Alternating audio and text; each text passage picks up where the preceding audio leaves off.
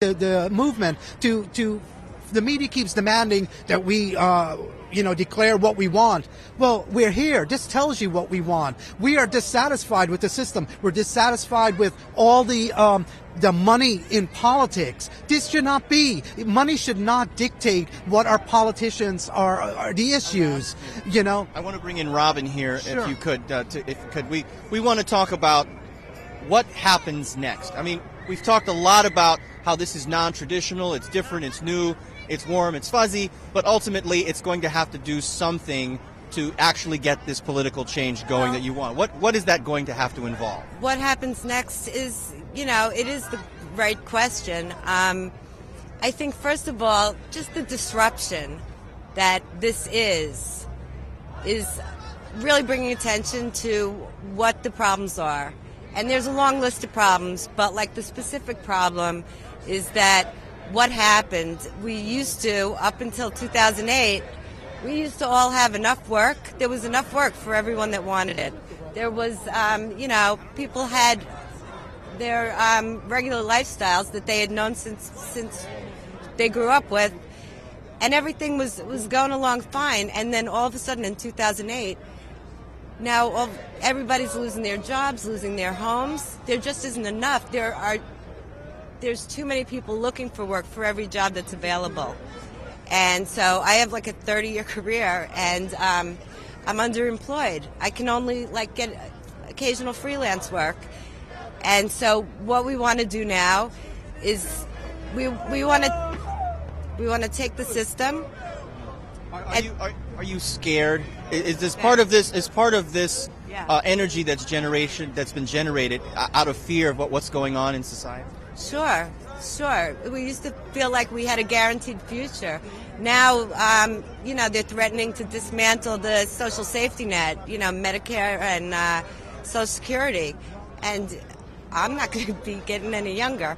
I think what we need now, though, is to really look at the way Glass-Steagall was dismantled. There's a piece of legislation called Gramm-Leach-Bliley. And that really, I think, opened up. What is that going? What would that do specifically? What change would that specifically make in terms of? That was the legislation that broke the wall down between commercial banks and the savings banks. The investment banks. I'm sorry, commercial banks and investment banks. That there used to be a wall there that they couldn't gamble with depositors' money. And now they can. They did, and look what happened. Okay. In all of this, people have said that after causing this great financial crisis in the country, and nobody's gone to jail over it. That's a huge problem. There's a hedge fund called Magnetar. It's like Magnet AR. And they owned, I think, about 50% of all the CDOs, the collateralized debt obligations, and credit default swaps that brought the whole system down. There are people that exist and that people know.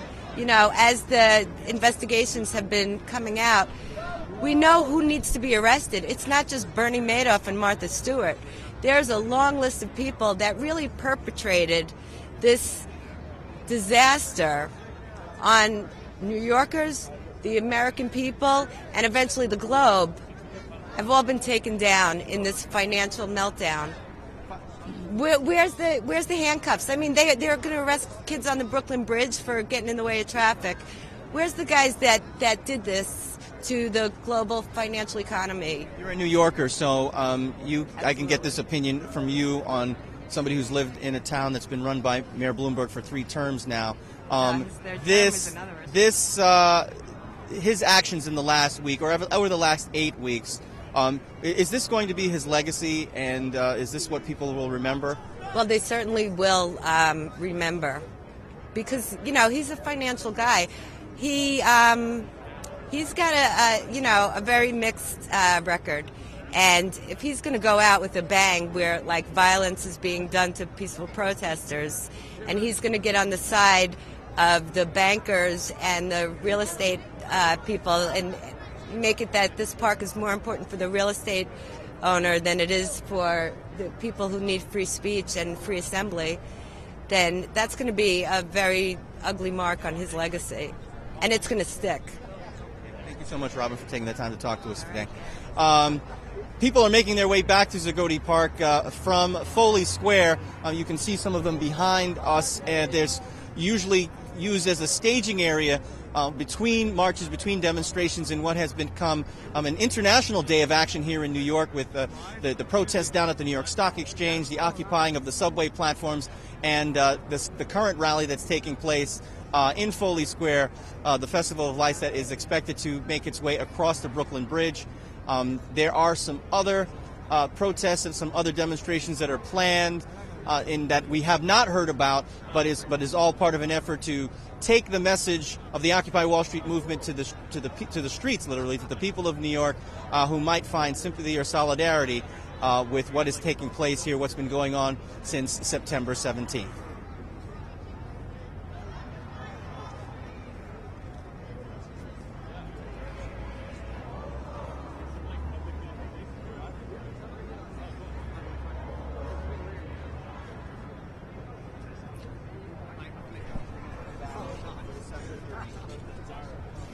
I got something to say, bro. I'm gonna let you know what I want to say. You let me know if it's true enough. Okay, I'm listening.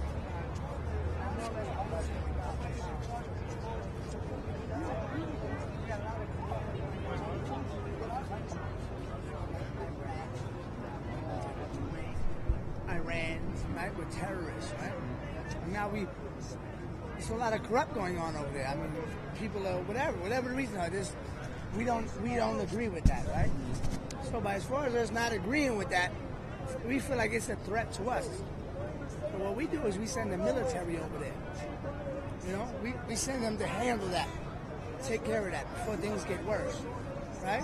So us as people, we're not military, we're not officers, we feel that there's corrupt going on here, which we know, we got facts, we got more than enough grievance, you know, like our grievance is fucking more than we have. Everybody believes in it and feels it. So we're speaking upon that. What is the difference between that?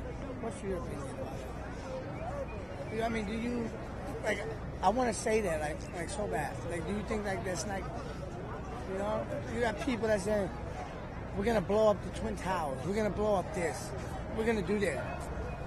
That's corrupt. We don't want that. You know, these are like terrorists, or these are this, or people that are fucking up our economy, or whatever the case may be. But when it's going on in here within our own fucking state. Cody, just take a listen to hear what, just listen to see we're not missing anything. You don't want to put that on? The first part about the Middle East, people in the Middle East being corrupt, that probably wouldn't fly with a Middle East audience.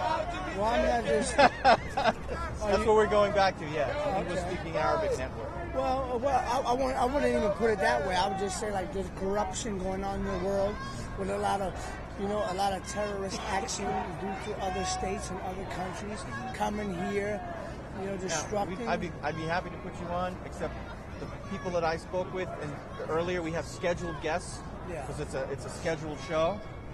So we'd be glad to get you in the next rotation after tonight, if you're still interested. Because we have 2 more people who are coming. Yeah, if you're still here, cool.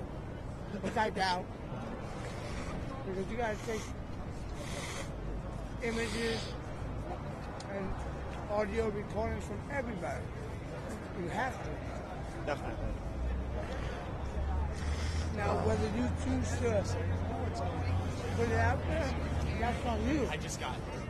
But They're going to come right back. as people,